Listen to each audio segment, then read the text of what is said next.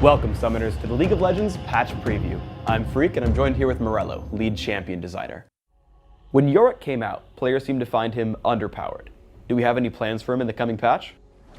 We did anticipate him being stronger than he was when he released, so we did a comprehensive set of buffs to most of his skills, base stats, things like that, just to bring him up in line with the power level of other champions. You should see a nice wide range of Yorick buffs, so any of you guys who got him last week or are about to try him on free week, give him a shot now. We feel he's going to be a lot more competitive. We've seen a lot of Alistar players in different roles, including AP caster and main tank. We're nerfing the AP ratios in Alistar's Pulverize, Headbutt, and Triumphant Roar. Why nerf AP ratios over anything else? He acts like a big bully, knocks people around, trashes on people a little bit, but the damage associated with that right now is still too high on AP Alistar, so we're bringing those numbers down. By doing that, we can preserve his tank and initiation play completely. We're nerfing the cooldown and slow duration of Ashe's ultimate, Enchanted Crystal Arrow. Why does Ashe need nerfing, and why this skill? Pretty much since the dawn of time, Ashe has been first pick, first ban in competitive play forever. She brings a lot of utility to the table and her damage is pretty good. While we want to keep what's unique and awesome about Ashe intact, we do feel that power level needs to come down. This is the way we could do it the most effectively that's the least offensive to Ashe players. We're nerfing the heal amount on Warwick's Hungering Strike. Is this because of the newly popular Lane Wick? What about Warwick as a jungler? So Lane Wick's pretty much an unmovable object. He gets in lane, he's just impossible to get out of there because of the healing amount on Hungering Strike in a lane situation.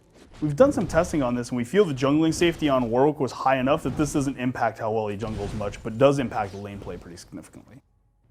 Kog'Maw is getting a few buffs this patch, but they're to his animations and ability durations and not damage numbers. Why are we buffing Kog'Maw here?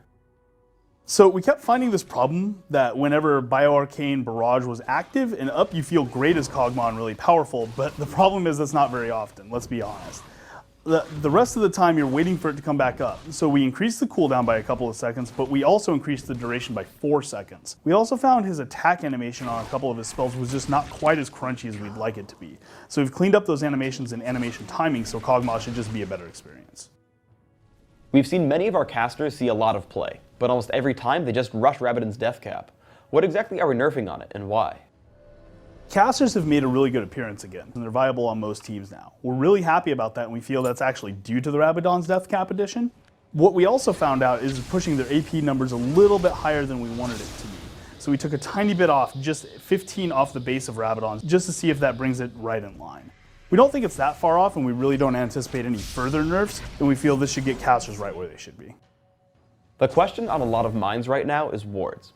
Whether it's ganking with Summoner Teleport or jumping around as Lee Sin, Jax, and Katarina, wards give players some pretty cool moves, and they've been asking to get that back. Are they? Even though it was kind of an interesting thing, players found to counter certain characters like Blitzcrank hooks and things like that. It was kind of a jerk move, right? It made the characters on the receiving end feel really bad, so we removed the abilities for wards to be interacted with at all. We did hear your feedback about this change and considered it heavily, and we're returning the fun portion of that, which is using Shunpo, Leap Strike, and Safeguard to get to wards. And you can still use Summon or Teleport to go to allied wards as well. One change we also added to make the clarity a little better is we felt this was a good balance to get to where we wanted to be. Now those wards will appear when you use Summon or Teleport or one of those movement block abilities on them. So a guy doesn't just appear out of the middle of a lane or next to Dragon from nowhere. You'll see that ward, you'll see that teleport particle, and that stuff will clearly communicate when somebody's using that tactic. We didn't want to remove it, but we did want to make sure players understood what was happening. Thanks for watching the League of Legends Patch Preview. Please subscribe to the Riot Games YouTube channel up top and leave us your thoughts down below.